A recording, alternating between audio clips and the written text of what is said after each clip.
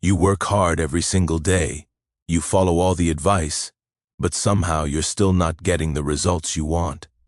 What if the secret to becoming truly unstoppable has nothing to do with working harder, but instead lies in 7 silent habits that most people completely overlook? In this video, I'll share 7 science-backed habits used by high performers that will quietly transform you into someone nothing can stop. I discovered these patterns after studying over 200 interviews with top performers across different fields. And here's what shocked me. The problem is, we've been taught that success is loud, hustle culture, grinding 24/7, constant motivation. But research from Stanford University shows that the most successful people actually operate differently. They have quiet, almost invisible habits that compound over time. By the end of this video, you'll know exactly which 7 habits separate the unstoppable from the average, and how to implement them starting today. Let's dive in. Now here's where it gets interesting, because this first habit is something you can start doing right now, and it takes almost no time at all. The 2-minute rule of identity is different from the famous productivity technique. This is about spending 2 minutes every morning consciously deciding who you're going to be that day. Not what you'll do, who you'll be. You look yourself in the mirror and you declare your identity. I am someone who follows through. I am someone who stays calm under pressure. I am disciplined. Research from psychologist Dr. James Clear shows that behavior that is inconsistent with your self-image will not last. Your brain is constantly working to align your actions with your identity. When you consciously reinforce your identity for just 2 minutes every morning, you're programming your subconscious mind. A study published in the Journal of Personality and Social Psychology found that people who regularly reinforced their desired identity were 3.2 times more likely to maintain difficult habits. This works because your brain hates cognitive dissonance, the discomfort of acting against who you believe you are. First, right after you wake up, stand in front of a mirror before checking your phone. Second, say out loud 3 identity statements in present tense. I am this quality. Not I want to be or I will be. I am. Third, feel the emotion behind the words. Don't just recite them robotically. Fourth, ask yourself, what would this version of me do today? The mistake most people make is saying what they want while thinking about who they currently are. Instead, embody the identity now, then let your actions follow. For instance, instead of saying I want to be fit, say I am someone who takes care of my body, and then ask, what does that person eat for breakfast? But that's not all, because this next habit is what separates those who have good intentions from those who actually achieve them. Most people don't know this, but finishing everything on your to-do list might actually be sabotaging your momentum. Strategic incompletion is the practice of deliberately stopping work on your most important project while you still have momentum, energy, and clarity about the next step. You intentionally leave it incomplete, not because you're lazy, but because you know exactly what you're doing. Ernest Hemingway famously used this technique, stopping mid-sentence when he knew what came next. You create what psychologists call an open loop in your brain. This leverages something called the Zeigarnik effect, discovered by psychologist Bluma Zeigarnik in the 1920s. Her research found that people remember uncompleted tasks 2 times better than completed ones. When you leave something strategically incomplete, your brain keeps working on it in the background. You're essentially using your subconscious as a productivity tool. A more recent study from the University of Florida confirmed that open loops create intrusive thoughts, but when managed correctly, these thoughts drive you to complete the task with more creativity and energy. This works because your brain naturally seeks closure, creating a psychological pull that makes starting again effortless. First, when working on your most important project, stop working when you hit 80% energy, not when you're exhausted. Second, write down the exact next step in specific detail. Not continue working, but write the opening paragraph about XYZ. Third, leave your workspace with this next step clearly visible. Post-it note, open document, whatever works. Fourth, trust the process and walk away. The common mistake is pushing through until you're mentally drained, then dreading the restart. Instead, stop while you're excited, while you know exactly what's next, and you'll return with enthusiasm. For instance, if you're writing a report, stop mid-section where you know the next 3 sentences, not at the end of a chapter where you have to figure out what comes next. Now, let's talk about something even more powerful that happens while you're not working at all. This next one is crucial, because in our hyper-connected world, this habit is becoming extinct, and that's exactly why it's so powerful. Boredom blocks are scheduled periods of deliberate, unstructured time where you do absolutely nothing stimulating. No phone, no podcast, no music, no conversation. Just you, alone with your thoughts, being genuinely bored. We're talking 15 to 20 minutes of pure, uninterrupted mental space. You sit, you stare, you let your mind wander. This isn't meditation with a goal, it's purposeful emptiness. Neuroscientist Dr. Marcus Raichle discovered what he called the default mode network, a network in your brain that only activates when you're not focused on external tasks. This is where breakthrough ideas, self-reflection, and problem-solving happen. A study from the University of Central Lancashire found that participants who experienced boredom before a creative task performed 40% better than those who didn't. Here's the fascinating part. Your brain needs downtime to process information, consolidate memories, and make unexpected connections. Silicon Valley executives pay thousands for think weeks doing essentially this. This works because constant stimulation keeps your brain in reactive mode, while boredom shifts it to creative mode. First, schedule 3 15-minute boredom blocks per week. Put them in your calendar like important meetings. Second, during these blocks, sit somewhere comfortable but not sleep-inducing, and literally do nothing. Stare out a window, sit in your backyard, watch the wall. Third, when your brain screams for stimulation, and it will, acknowledge the discomfort but don't give in. This resistance is where the magic happens. Fourth, keep a notebook nearby to capture any insights that emerge, but don't force them. The mistake people make is trying to productively think during boredom blocks. Instead, let your mind roam freely without direction.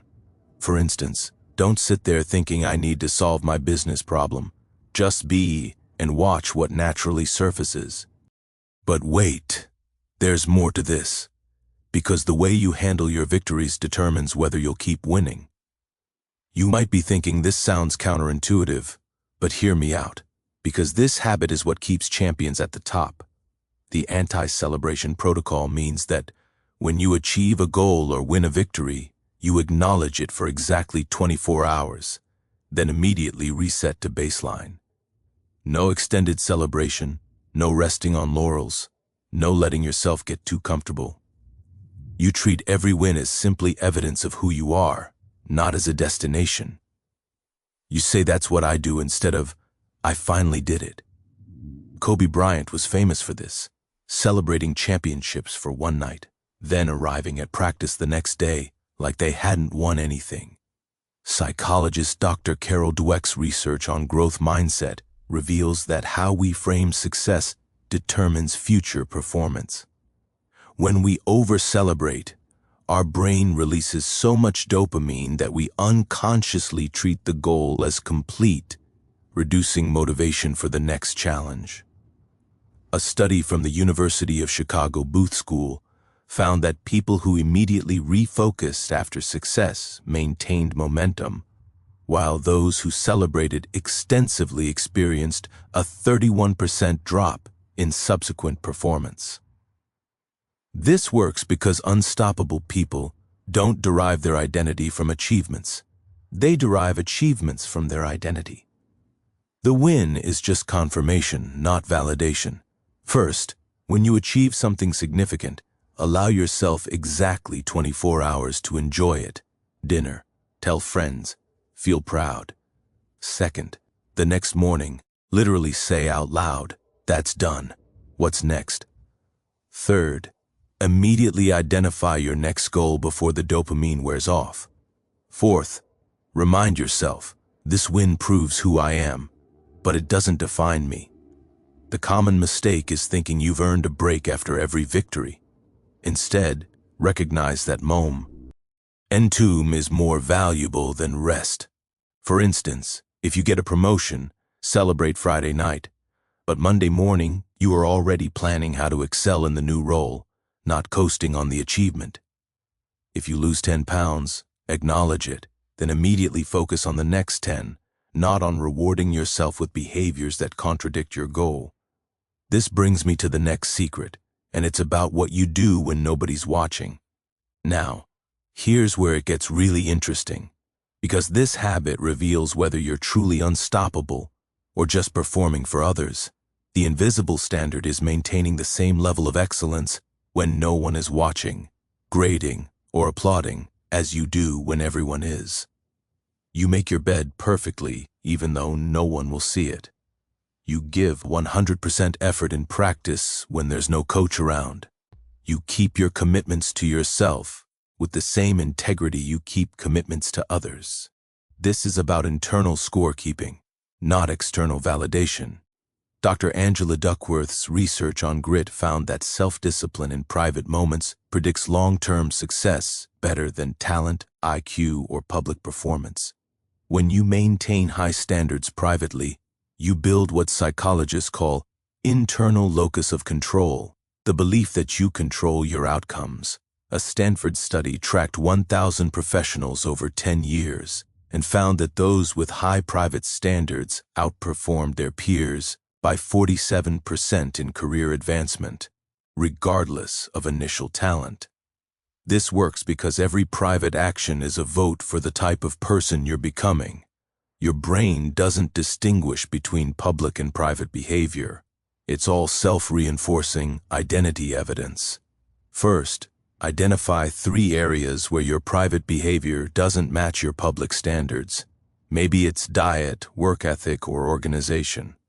Second, commit to treating private moments as if they're BA.NG recorded.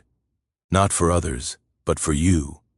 Third, ask yourself daily, what did I do today that only I know about? Fourth, make your private standards even higher than your public ones. The mistake most people make is having 2 versions of themselves, the public performer and the private slacker. Instead, be the same person in both contexts, and actually be better when alone, because that's where real character develops. For instance, if you claim to be professional, organize your private workspace with the same care as your office. If you say you're disciplined, keep personal promises with the same reliability as business contracts. But that's not all, because how you structure your environment determines whether willpower even matters. Most people don't know this, but willpower is a terrible long-term strategy, and here's why. Environmental preloading means designing your physical environment in advance so that the right behavior is automatic and the wrong behavior requires effort. You don't rely on willpower in the moment. You preload your environment when your willpower is strong so that future you doesn't need any. You prep tomorrow's gym clothes tonight. You delete social media apps on Sunday before your productive week. You put your phone in another room before deep work. You make the good choice the default choice and the bad choice inconvenient.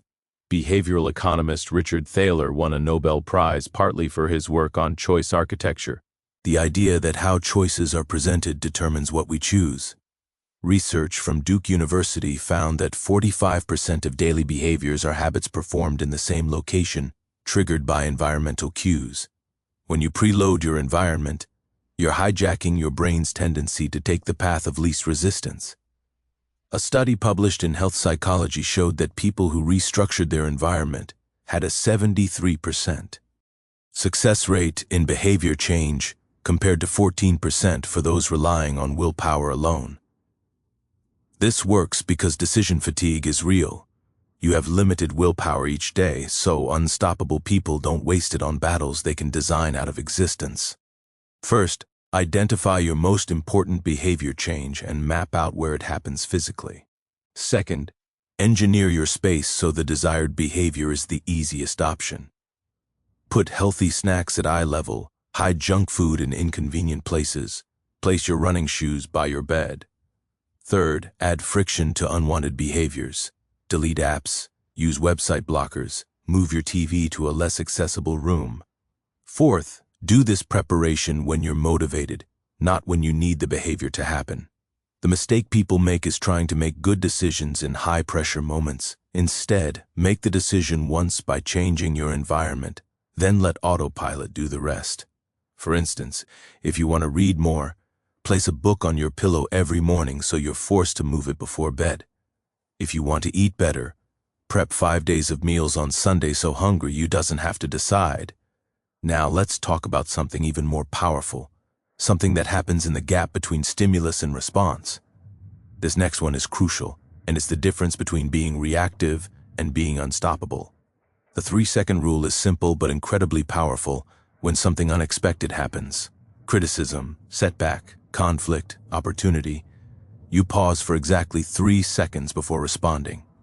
Not 1 second, not 5, 3 full seconds. In those 3 seconds, you consciously choose your response instead of reacting automatically. Someone insults you? 3 seconds. You fail at something? 3 seconds. Great opportunity appears? 3 seconds. This tiny gap gives your prefrontal cortex time to override your amygdala's fight-or-flight response. Neuroscientist Dr. Jill Bolte Taylor discovered that emotions triggered by the amygdala last exactly 90 seconds in your bloodstream if you don't feed them with additional thoughts. But the first 3 seconds are critical for interrupting the automatic reaction pattern. Research from the University of Michigan found that people who paused before responding had 67% better outcomes in conflict situations and made decisions they regretted 80% less frequently. Viktor Frankl famously said, "Between stimulus and response there is a space. In that space is our power to choose our response." This works because unstoppable people don't react, they respond. Reacting is automatic and emotional. Responding is intentional and strategic. Those 3 seconds transform you from a puppet of circumstances into the master of your choices. First, starting today, practice the 3-second pause with low-stakes situations. Someone cuts you off in traffic, your coffee order is wrong. Second, during those 3 seconds, take 1 deep breath and ask, what response serves my goals? Third, respond with intention, not emotion. Fourth, track your 3-second wins.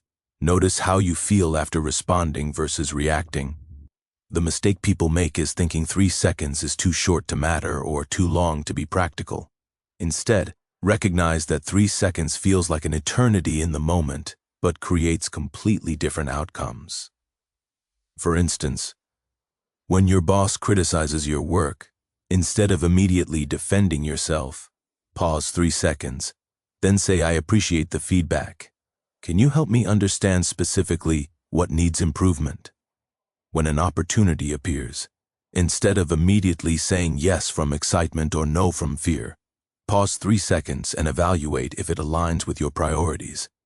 And that brings me to why these 7 habits work together so powerfully. Let's quickly reverence what we covered today, because these aren't just random tips. They're a complete system for becoming unstoppable. Number 1, the 2-minute rule of identity, consciously deciding who you are every morning. Number 2, strategic incompletion, leaving work unfinished to leverage your subconscious. Number 3, boredom blocks, scheduling time for your brain's default mode network to activate. Number 4, anti-celebration protocol, treating wins as evidence, not destinations. Number 5, the invisible standard, maintaining excellence when nobody's watching. Number 6, environmental preloading, designing your space so good behavior is automatic. Number 7, the 3-second rule, choosing responses instead of reacting automatically. Remember, the reason these habits make you unstoppable isn't because they're dramatic or impressive. It's precisely because they're silent. While everyone else is chasing loud motivation, viral morning routines, and hustle culture, you're quietly building an internal operating system that makes success inevitable. You have everything you need to become unstoppable. It's not about adding more to your life. It's about implementing these 7 silent patterns that compound daily. The only difference between where you are now and where you want to be isn't talent, luck, or circumstances. It's whether you implement these habits consistently. These aren't quick fixes. They're fundamental shifts in how you operate. And here's the beautiful part. No one will notice them at first. These changes happen beneath the surface. But 6 months from now, a year from now, you'll be absolutely unstoppable, and you won't even be able to remember what it was like to live without them. Don't wait until Monday. Don't wait until New Year's. Don't wait until you have more time or feel more motivated. Start with just one habit today. I recommend starting with the 2-minute rule of identity tomorrow morning because it takes almost no time and immediately begins shifting your self-image. Then add one new habit each week until all 7 are in place. I promise you, 3 months from now, you'll thank yourself for starting today. If you found this helpful, hit that like button so this video reaches more people who need to hear this message. Subscribe for more science-backed self-improvement content like this. I post new videos every week breaking down what actually works versus what just sounds good. Drop a comment telling me which of these 7 habits you're implementing first and why. And if you want to learn the psychological framework behind why most people fail at habit formation and how to avoid those traps, check out this video next. Thanks for watching.